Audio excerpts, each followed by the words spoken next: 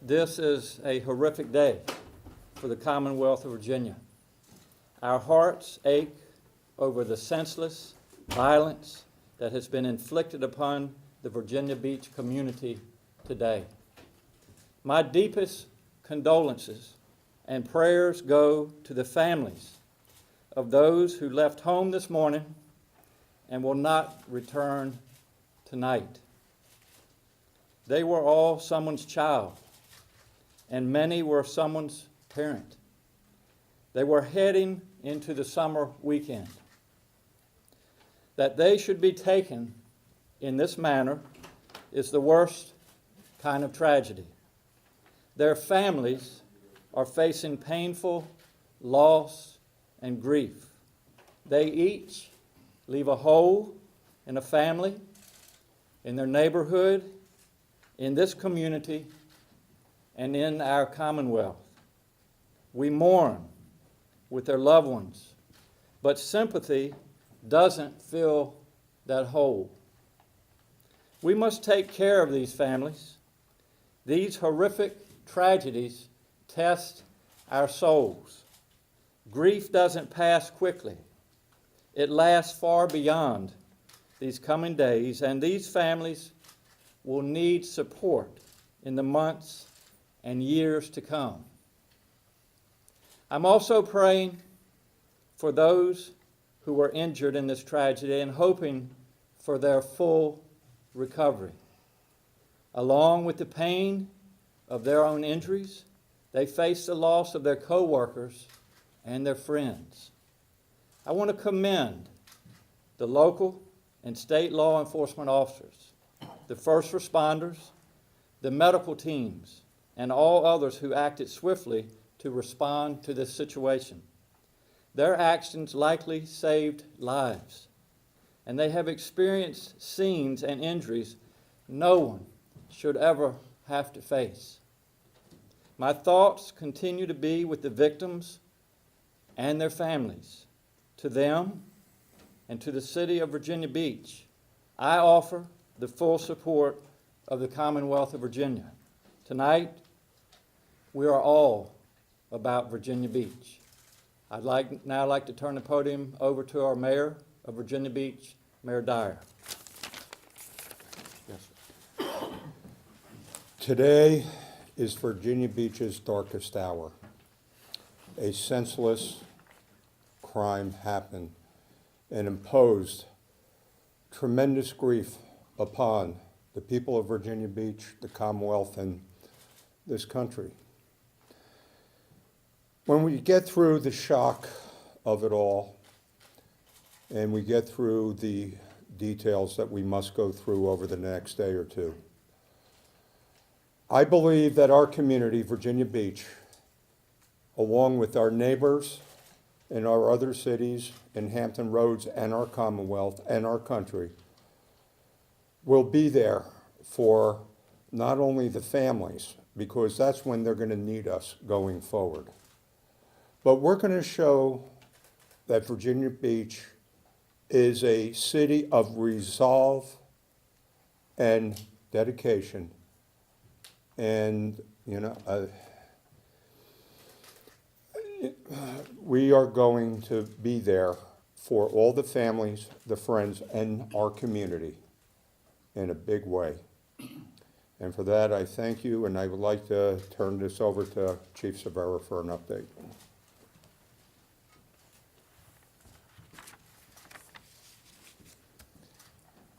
As I said earlier this evening, as we are able to gather more information, we will give that information out. So this is the additional information that I have at this time. Again, it will probably change a little, and it may increase as we move forward as we're investigating this case. Right now, we have a team of investigators, detectives from the city of Virginia Beach, being assisted by forensic technicians from the FBI and the state police in processing this most horrific scene. We are in the process of identifying the victims and making notification to their families. I can tell you that we do have an additional victim to report. We now have 12. One victim succumbed to the injuries on the way to the hospital. We also have 4 additional victims being treated at area hospitals, and we have reports that others may have self-transported. So as we get more information on that, we will begin to release it. Our process is always to notify family members prior to releasing names. We do know who the suspect is. We have not been successful in notifying certain family members. Once we are able to do that, we will release his name once. We're going to mention his name once, and then he will be forever referred to as the suspect, because our focus now is the dignity and respect to the victims in this case and to their families. I can tell you that when the initial call came out of an active shooter in Building 2, Building number 2 in our city houses information technology, planning, public works, and public utilities, plus a printing operation. This building has the potential of having over 400 city workers at one time or other in the building. When the original call came out, immediately 4 officers responded. 2 are seasoned veteran supervisors from the Detective Bureau, and we have 2 canine handlers who are assigned to our Special Operations Unit. They immediately made entry into the building. Due to the sound of gunfire, they were able to locate the floor in which the suspect was committing his carnage. They immediately engaged with the suspect, and I can tell you that it was a long gun battle between those 4 officers and that suspect. We've recovered a .45 caliber handgun with multiple extended magazines that were emptied at the time.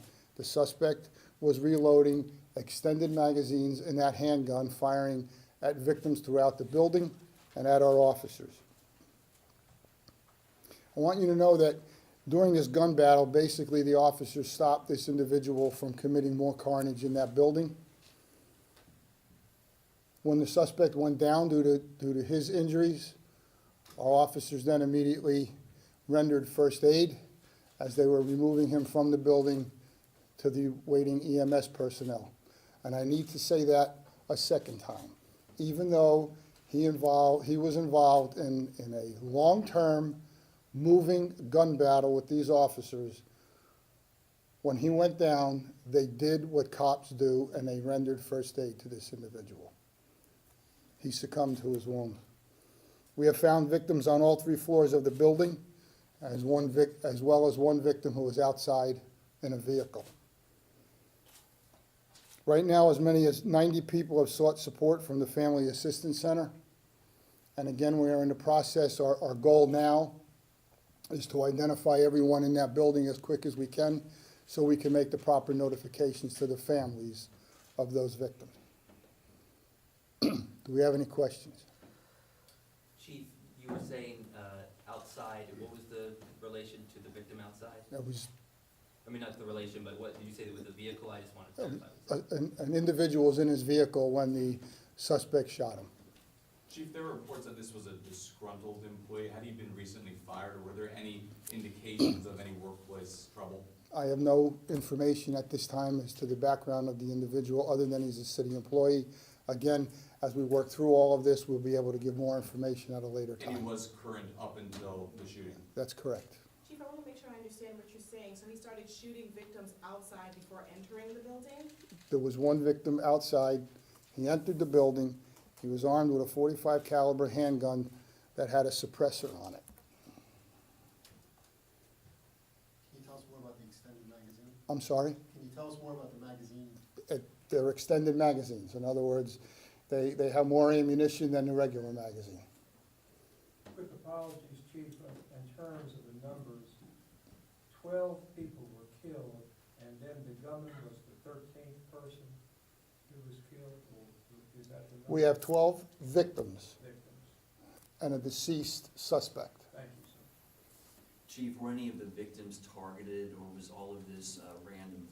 At this time, I can't comment on that as we work through the investigation.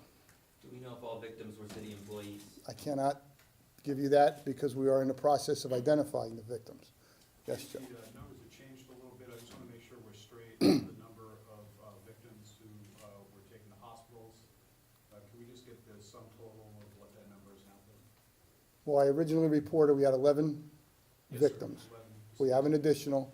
One victim did not succumb to the wounds on the way to the hospital or at the hospital. And I am told that we have 4 others at the hospital right now going through surgeries. So my math brings that to 9.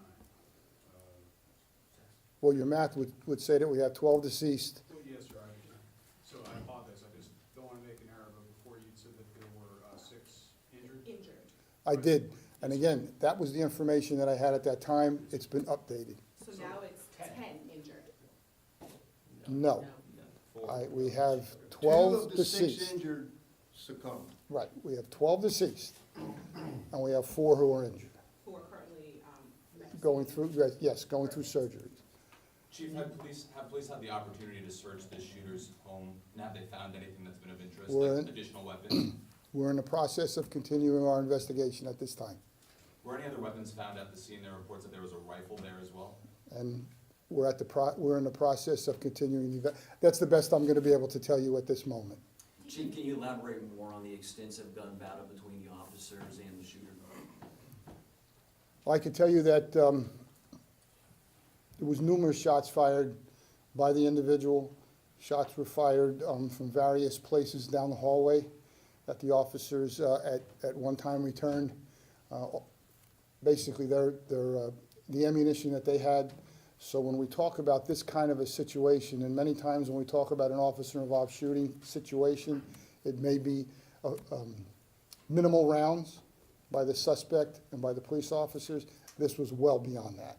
This was a long-term, but the best I could describe it is it was a long-term gun battle for police officers. Can you put into the timeline how long? I can't. I can't give you seconds and minutes because we don't have a stopwatch when we're engaged in this. Do you know the time of the suspect's death? I'm sorry? Do you know what time the suspect died? Shortly after we entered the building and confronted him. So the call came out at right after 4 p.m., so it will be somewhere after that. We don't have the exact time right now. Can you tell us about security around these government buildings? How many police there are normally there, and are people allowed to enter these buildings with weapons? The individual in question is an employee. He has access to the building. He came in with a weapon today. So he would not have been checked, or? No, he would not have been. Chief, was any officers injured? One officer did sustain a wound during the gun battle. Fortunately, his bulletproof vest basically saved his life. And he was attended to at the scene, but then we then brought him to the hospital afterwards to make sure that everything is okay with the officer. Chief, when you say suppressor, is that a silencer, is that the same thing? It's a suppressor, it's a sound suppressor. Was the gun recovered legally obtained? We're working through ATF at this time. It's part of our investigation. And has your department recently, I know in the past you have prepared for a scenario like this. I mean, how recently was the last time you prepared for this? We train continuously. We train not only as first responders for police, but we train with fire, and we train with our EMS personnel, because we know that when you have a major scene like this, you're going to need all first responders into that particular area. So we do train extensively, both on what we call tabletop exercises as well as an all-hands-on exercise in a building. So I could tell you that we do train extensively, and how many weeks or months prior, I can't give you the exact number. But our officers and our EMS personnel and our fire personnel are highly qualified, unfortunately, in a situation of an active shooter case. So Chief, there were, of the 4 officers who entered, 2 were detectives and 2 were members of the K-9? Of K-9, that's correct. Thank you. Okay, thank you. Just one final thing, and I've said it before, and you heard the governor and the mayor speak of it. We have numerous victims, and we have numerous families. Let's make sure that we keep their dignity and their respect as the #1 piece of news that we're going to give out, and I know that our local media always abides by, because their lives are changed forever. The folks who work in that building their lives are changed. I have a number of officers right now who are processing through what best could be described as a war zone. Their lives are going to be changed. Thank you.